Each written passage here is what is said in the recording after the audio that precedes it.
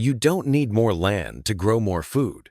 Most people assume that feeding a family from a backyard garden requires sprawling rows, raised beds everywhere, or some kind of farm-sized property, but that's not how this works. The truth is that space isn't the limiting factor. Layout is, and most people waste about 60% of their growing area simply because they've arranged things the way they think a garden is supposed to look, not the way plants actually need to be positioned for maximum yield. I've seen tiny urban backyards produce more food than half-acre plots, and it always comes down to one thing: how the space is organized from the beginning. If you're trying to grow enough food to actually reduce what you buy at the store, not just harvest a few tomatoes for fun, then understanding layout strategy isn't optional. It's the foundation. The mistake most beginners make is copying what they see in pictures: straight rows, wide paths, everything spaced out like a miniature farm.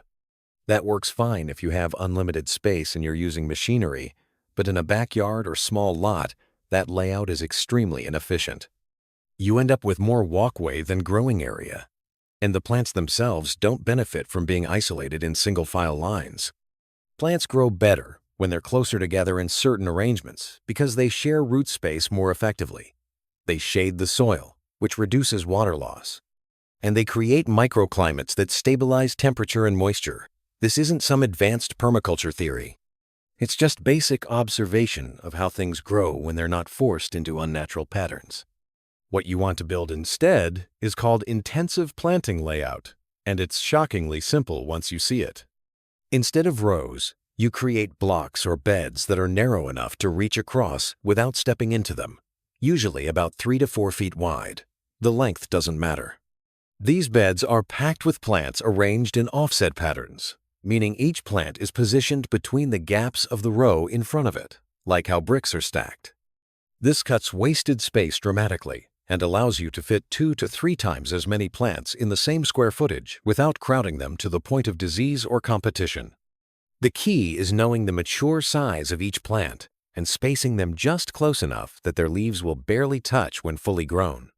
That point of contact shades out weeds naturally and keeps the soil cooler, which means less watering and almost no weeding once everything fills in.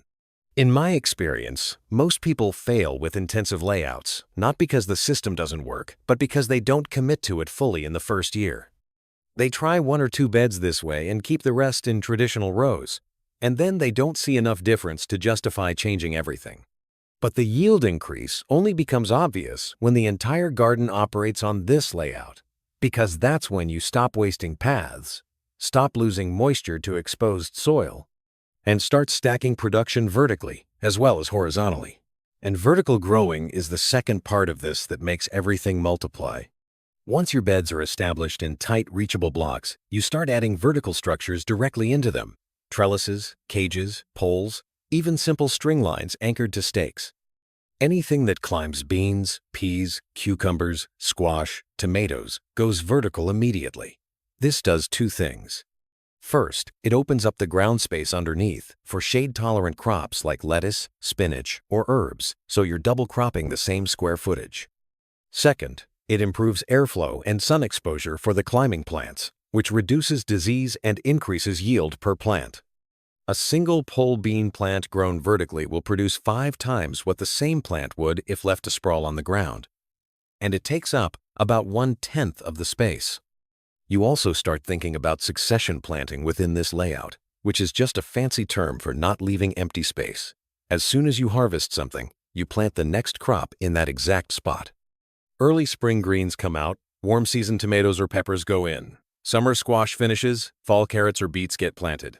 The soil never sits bare. This keeps production constant from early spring through late fall, and in milder climates, year-round. The layout makes this easier because your beds are compact and accessible. So replanting a section takes 10 minutes instead of an hour. Another element that people overlook is edge planting. The perimeter of each bed, and even the edges of paths if they're mulched or stable, can support additional crops. Low-growing herbs, compact flowers that attract pollinators, even small root vegetables like radishes or green onions. These edge plants don't interfere with the main crops, but they add up fast over a season. I've pulled an extra 20 pounds of food from bed edges alone just by being intentional about using every available inch. Water management becomes simpler with this layout too. Because your plants are densely grouped and the soil stays shaded, evaporation drops significantly. You're watering less frequently, and when you do water, you're targeting compact areas instead of long exposed rows. Drip irrigation or soaker hoses work perfectly in this system because you can run a single line down the center of each bed and reach everything. If you're hand watering, you're spending half the time compared to a traditional garden of the same yield. The psychological shift this layout creates is just as important as the physical results. When your garden is tight, organized, and manageable, you actually keep up with it. You're not overwhelmed by a huge sprawling area that needs constant attention. You can weed one bed in 5 minutes, harvest another in 10, and replant a third without feeling like you've spent your entire afternoon outside. That consistency is what leads to real food production, not the occasional weekend marathon session that burns you out by July. You don't need to rip out your entire garden tomorrow and start over. You can transition into this layout one bed at a time. Mark out a 4-foot wide section, prepare the soil, and plant it intensively with one crop to start. See how it performs. See how much easier it is to manage. Then expand. Most people who try this don't go back, because once you see 30 heads of lettuce growing in a space where you used to fit 8, and you're harvesting continuously instead of all at once, the logic becomes obvious. The spacing itself deserves more explanation because this is where people either get it right or sabotage the whole system. When you plant in offset rows within a bed, you're essentially creating a triangular spacing pattern. If a plant needs 12 inches of space, you're not measuring 12 inches in a straight grid. You're measuring 12 inches from the center of one plant to the center of the next in all directions, which naturally creates that staggered brick pattern. This uses space far more efficiently than a grid because there are no large gaps between plants. Every inch is accounted for. The plants form a canopy that covers the soil completely once mature, and that's when the system really starts working in your favor. Weeds can't establish because there's no light reaching the soil surface. Moisture stays trapped under that canopy, so even in hot weather, the soil remains cooler and holds water longer. You're essentially creating a living mulch with the plants themselves. What surprises people most is how much this layout reduces the physical labor of gardening. There's no tilling between rows because there are no rows. There's no need to hoe or cultivate large sections because the bed width keeps everything within arm's reach and the dense planting prevents weed pressure. You're spending your time harvesting and planting, not maintaining empty space. And because you're not walking on the soil, it doesn't compact, which means roots penetrate deeper and access moisture and nutrients that would otherwise be unavailable. Healthier roots mean stronger plants, better yields, and fewer problems with pests and disease. It's all connected. The other major advantage is how this layout lets you tailor microclimates within a small area. Taller plants on the north side of a bed won't shade shorter plants on the south side if you plant it correctly. Heat-loving crops like peppers and eggplants can be grouped together in the sunniest, warmest section, while cool-season greens get tucked into spots that receive partial shade during the hottest part of the day. You're not locked into one-size-fits-all conditions. You're designing each bed to maximize what that specific space offers, and over time, you learn exactly which crops thrive in which spots. That knowledge compounds every season, making you more efficient and more productive without adding any more space. Companion planting becomes much easier to implement with this layout as well.